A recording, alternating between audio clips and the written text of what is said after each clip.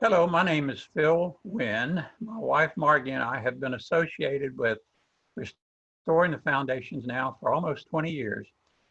It's my privilege and honor to bring to you today the Inspire message for this particular week. And if I had to put a title on it because of what's going on with coronavirus right now, I would call it Trusting God in the Midst of Coronavirus.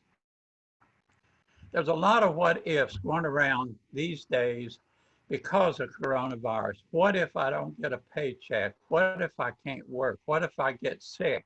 What if my children get sick?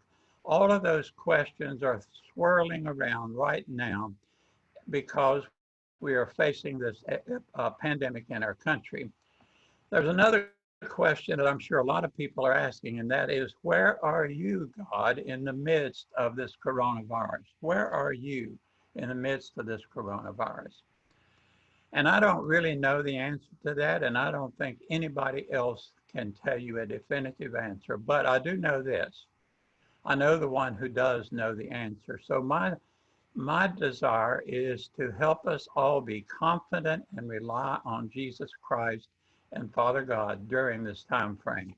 One of my favorite scriptures of all time, and I actually have it right here on a ring on my hand. It says, it's Proverbs 3, verse 5 and 6, and it says, trust in the Lord with all of your heart and lean not unto your own understanding.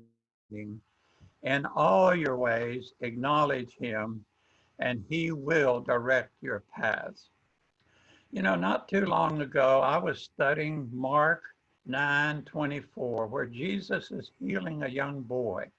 The disciples had not been able to heal this boy, and because of that, Jesus was healing. In the midst of that passage, the word popped out, Lord, I believe, help thou my unbelief. And I thought, Lord, what in the world does that mean? That doesn't make any sense to me. I don't understand. How can I believe and not believe? And he simply said to me, you do not trust me 100%. And he said it in a nice, gentle voice. You do not trust me 100%, but I am willing to help you learn to trust me under one condition. And that condition is that Phil needs to allow God to allow Phil to get into a situation where if God does not show up, Phil's up a creek without a paddle, dependent on his own bad decision. And then he said to me, I'll teach you. Do you want me to? And I actually hesitated a while, and I finally said in fear and trembling, yes, Lord, I do want you to teach me. So I had to start asking the question, what does trust really mean? What do we mean by that word? So I looked it up in the 1828 dictionary. And in that dictionary, it talks about it being a part of the mind. We have to have confidence and we have to rely on a person or a situation, but it has to be in our mind. So it's a mind thing. As a verb, it says we have confidence in what happens in the present or what may happen in the future. Confidence in what may happen in the present or what may happen in the future. So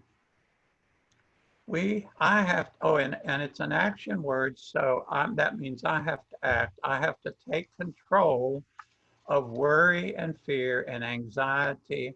You know, Jesus told the disciples many, many times to not fear, and I have to release all of that and live in the moment. It says in Matthew 6:34, now this is in the Message, give my entire attention to what God is doing right now and not get worked up about what tomorrow brings.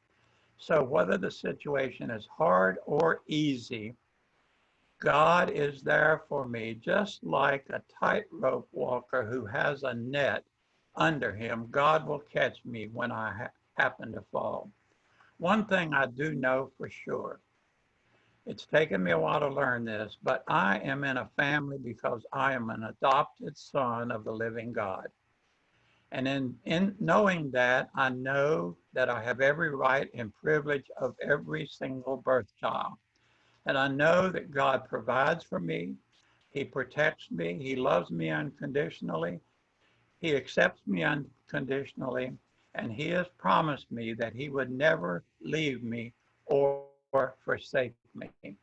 And he will do the same for anybody who has committed their life to the Lord. So you might ask me, now that you've learned this, do you really trust God 100%? And I have to say, no, not completely. No, I cannot say that I trust God completely. I trust him as much as I know how, but I am willing to continue learning to trust him. I have learned to trust him in most situations more than I trust myself. How about you today? In the midst of this coronavirus, where are you in trusting God? If we are all truly authentic, we all know we don't trust God 100%, but all he is looking for is a level of trust where we can say, God, I'm willing to trust. Will you please help me? And I know from experience that he will.